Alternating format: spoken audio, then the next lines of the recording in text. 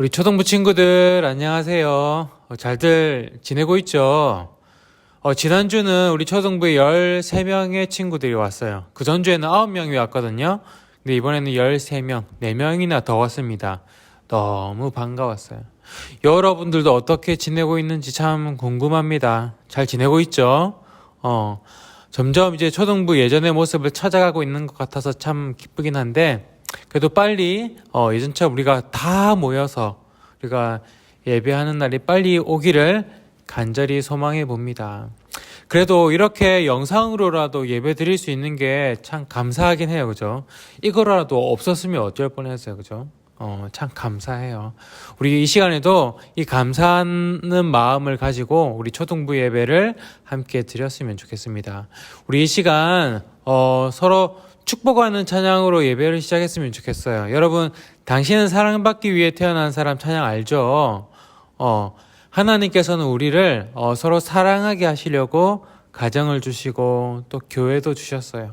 그래서 이 시간 우리 엄마, 아빠, 또 형제들 생각하면서 또 우리 초등부 선생님이랑 친구들, 언니, 형들, 동생들 생각하면서 우리 이 시간으로 축복하는 마음으로 서로 사랑하는 마음으로 우리 함께 찬양하고 예배하도록 합시다. 우리 함께 찬양하겠습니다. 당신은 사랑받기 위해 태어난 사람, 당신의 삶 속에서 그 사랑받고 있지요. 당신은 사랑받기 위해 태어난 사람, 당신의 삶 속에서 그 사랑받고 있지요. 태초부터 시작된 하나님의 사랑은 우리의 만남을 통해 열매를 맺고, 당신이 이 세상에 존재함으로 인해 우리에게 얼마나 큰 기쁨이 되는지. 당신은 사랑받기 위해 태어난 사람, 당신은 사랑받기 위해 태어난 사람, 지금도 그 사랑 받고 있지요. 당신은 사랑받기 위해 태어난 사람, 지금도 그 사랑 받고 있지요. 네, 우리 한 번 더 축복합시다. 당신은 사랑받기 위해 태어난 사람, 당신은 사랑받기 위해 태어난 사람, 당신의 삶 속에서 그 사랑받고 있지요. 당신은 사랑받기 위해 태어난 사람, 당신의 삶 속에서 그 사랑받고 있지요. 태초부터 시작된 하나님의 사랑은 우리의 만남을 통해 열매를 맺고, 당신이 이 세상에 존재함으로 인해 우리에게 얼마나 큰 기쁨이 되는지.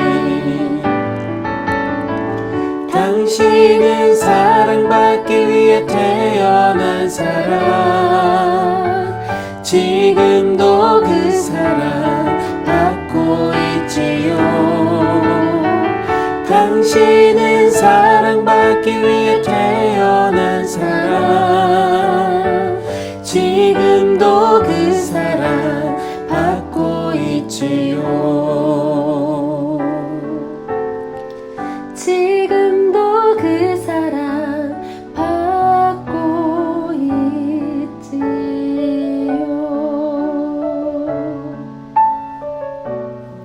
아멘. 우리 이 마음으로 함께 기도하겠습니다. 하나님, 참 감사합니다. 사랑받게 하시려고 나를 이 땅에 태어나게 해주시고, 또 가정을 통해서 사랑받고 교회를 통해서 사랑받고 또 하나님을 통해서 사랑받게 해주셔서 참 감사합니다. 우리 초등부와 우리 초등부의 모든 가정 가운데 하나님께서 축복하여 주시고 우리도 그 사랑 전하고 그 복음 전하며 살아가는 하나님의 사람들이 다 되게 하여 주세요. 예수님 이름으로 기도드립니다. 아멘. 오늘 하나님께서 우리에게 주신 말씀은 사도행전 18장 9절에서 10절 말씀입니다. 사도행전 18장 9절에서 11절 말씀. 우리 한 목소리로 크게 한번 읽어볼게요. 준비 시작. 밤에 주께서 환상 가운데 바울에게 말씀하시되 두려워하지 말며 침묵하지 말고 말하라. 내가 너와 함께 있음에 어떤 사람도 너를 대적하여 해롭게 할 자가 없을 것이니 이는 이 성중에 내 백성이 많음이라 하시더라. 1년 6개월을 머물며 그들 가운데서 하나님의 말씀을 가르치니라. 아멘. 예루살렘에 처음으로 교회가 세워지고 또 이방 도시에는 안디옥에서 처음으로 교회가 세워지면서 그렇게 복음이 전파되는 선교 여행이 시작되었어요. 바울의 첫 번째 선교 여행에서는 아시아의 여러 지역들을 돌아다니면서 복음을 전파했죠. 그리고 두 번째 선교 여행에서는 아시아의 더 넓은 지역을 복음을 전파하려고 했는데 성령님께서 그걸 막으셨어요. 그죠? 그래서 그들을 유럽으로 인도하십니다. 그래서 유럽으로 가서 첫 번째로 머문 도시 빌립보에서 드디어 처음으로 교회가 세워집니다. 그렇게 바울은 빌립보에서 복음을 전하고 이제 또 다른 유럽의 지역에 복음을 전하기 위해서 데살로니가 지역으로 이동을 해요. 가는 곳마다 많은 유럽 사람들이 복음을 듣고 예수님을 받아들입니다. 그럴 때면 바울은 참 기뻐요. 보람 있고. 그런데 참 희한하게도 가는 곳마다 방해꾼이 있었어요. 그 방해꾼이 누구였겠어요? 같은 민족인 유대인들. 유럽에 흩어져 사는 유대인들이 항상 바울을 방해합니다. 1차 여행 때 아시아에서 복음을 전할 때에도 그랬죠. 그래서 어쩔 수 없이 그 지역을 떠날 수밖에 없었어요. 그래서 더 내려가서 베레아로 가서 복음을 전하고, 그런데 그 유대인들이 거기까지 또 쫓아와서 바울을 방해합니다. 그래서 또 내려가서 아덴에서도 전도하고 또 지역을 옮겨서 고린도 지역까지 내려와서 복음을 전했어요. 그렇게 방해하는 사람들이 있지만 복음은 점점 더 멀리 퍼지고 있습니다. 때로는 감옥에도 갇히고 맞기도 하고 또 쫓겨나고, 그래도 한 명 한 명 복음을 듣고 예수님을 믿는 이 기쁨에 힘든 일이 있어도 견디며 지금까지 온 거예요. 그런데 바울에게도 위기가 찾아옵니다. 이제는 멘탈이 조금씩 지치는 거예요. 너무 많은 사람들이 바울을 따라다니면서 반대하고 괴롭히고 방해하니까 그게 또 잠깐 그러는 게 아니라 오랫동안 지속되니까 점점 지치기 시작하는 겁니다. 예수님을 전할 때마다 방해하는 사람들이 있으니까 이제는 예수님의 이름을 말하는 것조차 두려워지기 시작했어요. 그래서 잘 때 되면 이런 생각을 할 수도 있겠죠. 내일은 어떻게 예수님을 전하지? 그냥 내일 하루 쉴까? 이런 마음도 막 들었을 수도 있을 것 같아요. 이런 바울의 두려움을 하나님께서 아셨는지 어느 날 밤에 환상으로 하나님께서 나타나셔서 바울에게 이렇게 말씀하십니다. 두려워하지 말며 침묵하지 말고 말하라. 내가 너와 함께 있음에 어떤 사람도 너를 대적하며 해롭게 할 자가 없을 것이니 이는 이 성중에 내 백성이 많음이라. 하나님께서는 바울의 아픈 곳을 찌르십니다. 바울아, 너 두렵지? 너를 반대하는 사람들 때문에 아무 말도 안 하고 싶지. 또 도망가고 싶지. 그런데 그거 아니? 이 성중에 내 백성들이 많다는 거. 너를 지지하고 네가 하는 그 얘기들을 좋아하고 그리고 너를 좋아해주는 사람들이 많다는 거. 그거 아니? 하나님께서 말씀하세요. 우리는 보통 그렇잖아요. 누가 나를 반대하거나 나를 비난하면 우리는 밤새도록 그것만 생각이 나요. 나를 좋아하는 사람들이 분명히 많음에도 불구하고 나를 비난한 사람, 나를 놀린 그 아이, 그 아이들만 계속 밤새도록 생각이 나요. 나를 인정해주지 않고 나를 혼내신 선생님만 기억이 나요. 엄마 아빠가 나에게 잘해준 것이 훨씬 많잖아요. 그런데 나에게 상처 준 그 말 한마디만 계속 생각이 나는 거예요. 바울도 마찬가지예요. 바울이 하는 예수님의 이야기를 듣고 구원받고 기뻐하는 사람들이 훨씬 많아요. 그런데 그 반대하는 사람들, 비난하는 사람들, 그게 계속 생각이 나고 마음에 남으니까 계속 두려워지는 거예요. 그래서 하나님께서 다시 한번 바울의 눈을 열어 주십니다. 내 백성들이 많다. 너를 좋아해주는 내 백성들이 이 성중에 많다. 그러니 두려워하지 마라. 침묵하지 마라. 가서 말해라. 내가 너와 함께 있을 것이고 너를 대적하며 해할 자가 아무도 없느니라. 하나님께서 말씀하시는 거예요. 지금까지 바울은 반대자들을 만나면 항상 피해 다녔어요. 다른 도시로. 그런데 이 하나님의 말씀을 들은 이후로는 바울은 더 이상 도망가지 않습니다. 피하지 않습니다. 완전히 힘을 얻은 거예요. 완전히 이 멘탈을 회복한 거예요. 그래서 바울은 그곳에서 버팁니다. 복음을 전하면서. 그렇다고 반대자들이 사라진 건 아니었어요. 여전히 반대하며 바울을 괴롭혔죠. 하지만 반대할 테면 반대해라. 하나님이 나와 함께 하시고 이곳에 하나님의 백성들이 많이 있다. 바울의 멘탈은 완전히 회복되었어요. 그 힘으로 바울은 계속 복음을 전했습니다. 유대인들이 보기에도 이 바울이 너무 강해진 것 같아요. 그래서 자기들도 당황을 했는지 더 큰 힘을 빌리러 갑니다. 그래서 결국에는 바울을 법정까지 데려갔어요. 그런데 바울을 법정까지 데려갔는데 그 법정에서는 유대인들의 편을 들어주지 않는 거예요. 야, 너희들의 일은 그냥 너희들이 알아서 해결해라. 이런 판결이 떨어진 거예요.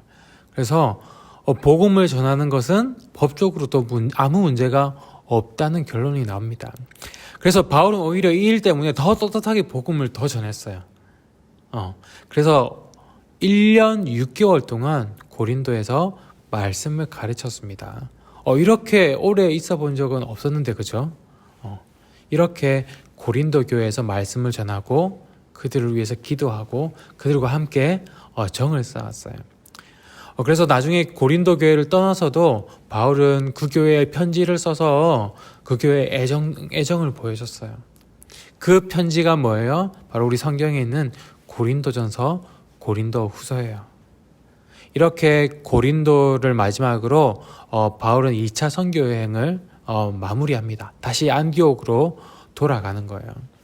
그런데 바울은 2차 선교 여행이 끝났다고 해서 이 선교 여행을 멈추지 않았어요. 바로 3차 선교 여행을 떠납니다. 다시 한번 그동안 복음을 전하고 교회를 세웠던 곳에 들려서 그들의 믿음을 굳건하게 해줍니다.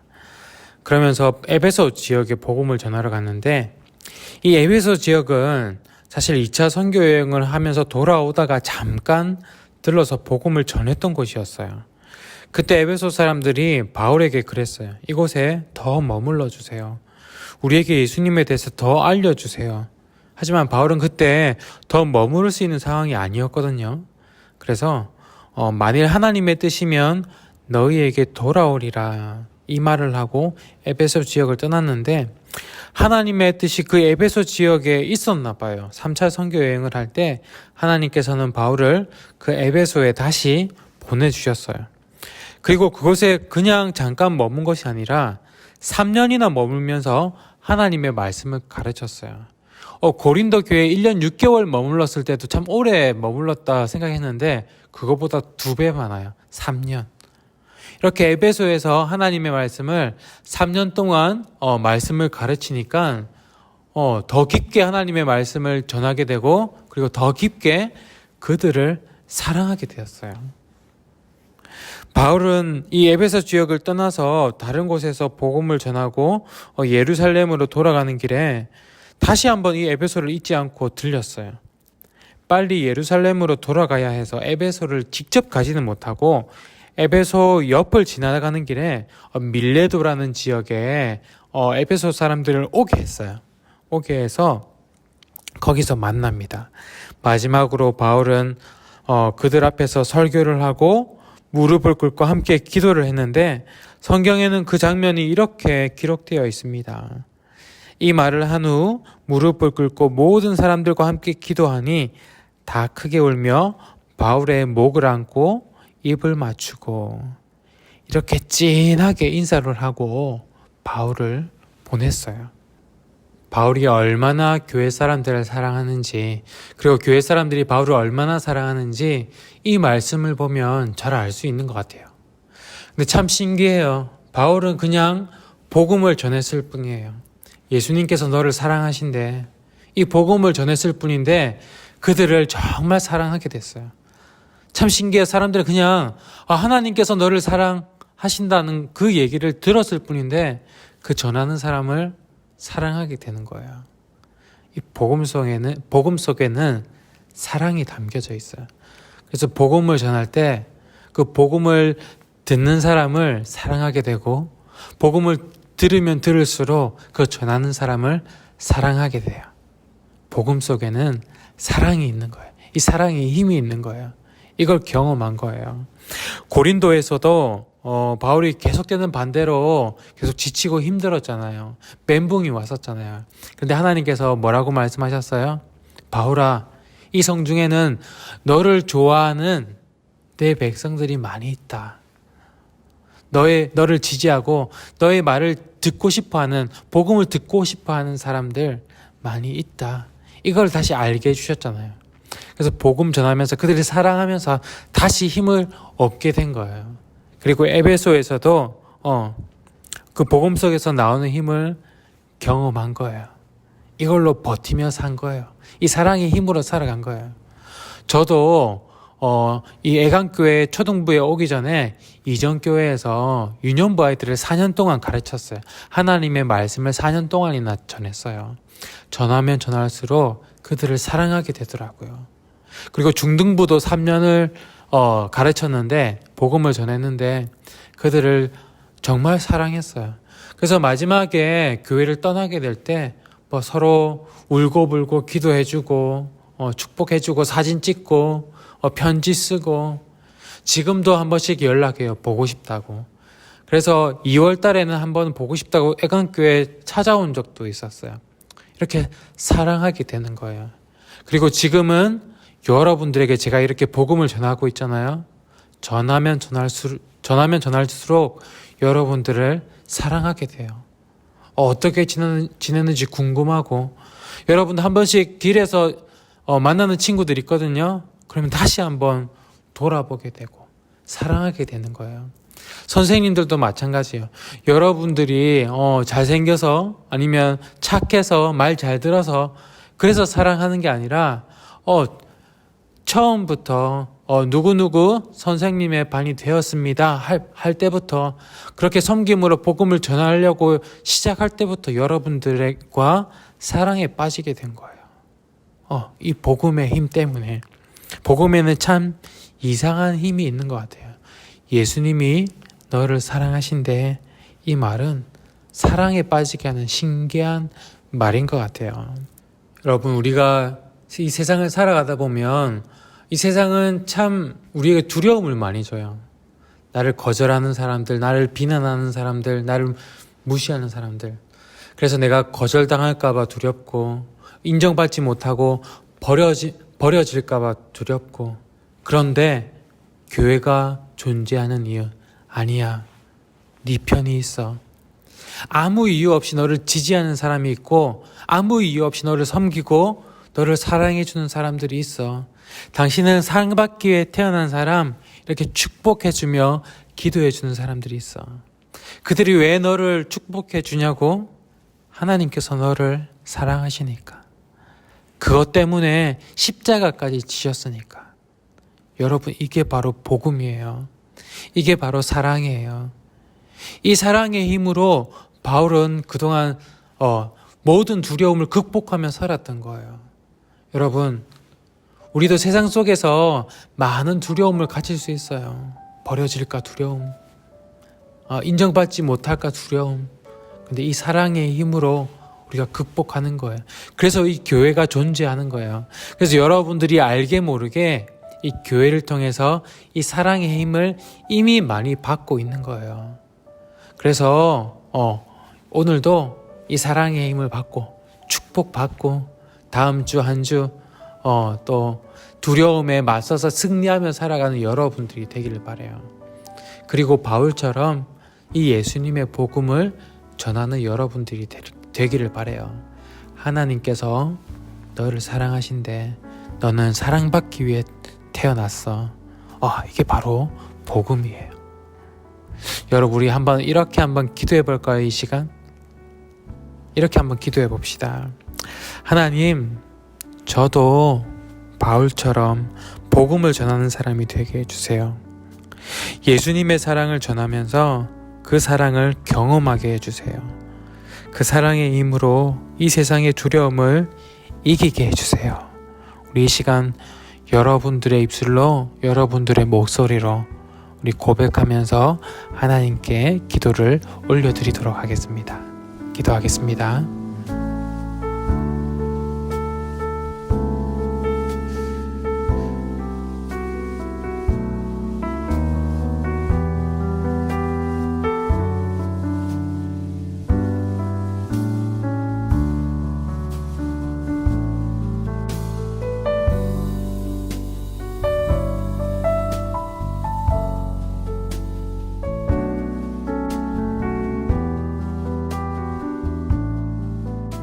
사랑의 주님, 이 세상 가운데 우리는 너무나도 자주 두려움에 빠집니다.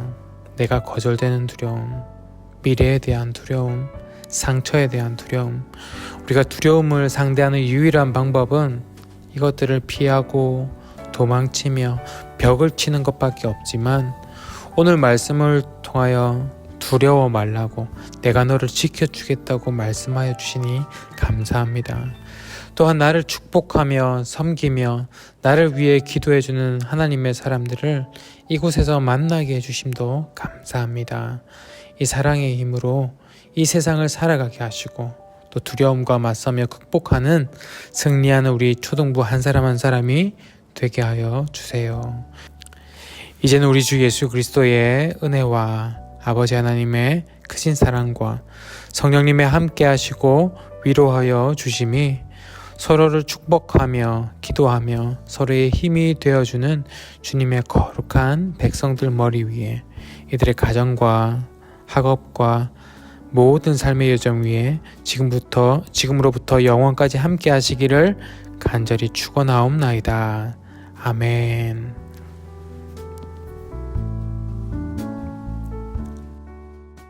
사랑을 전해요. 사랑을 전해요. 축복을 전해요. 주님 내게 주신 그대로. 바나바 바울이 처음으로 선교사로 파송이 되었어요. 그죠? 그래서 하나님께서 그 순간 얼마나 설레했을까요? 드디어 땅끝을 향해서 복음이 전파되는 순간이었어요. 그죠?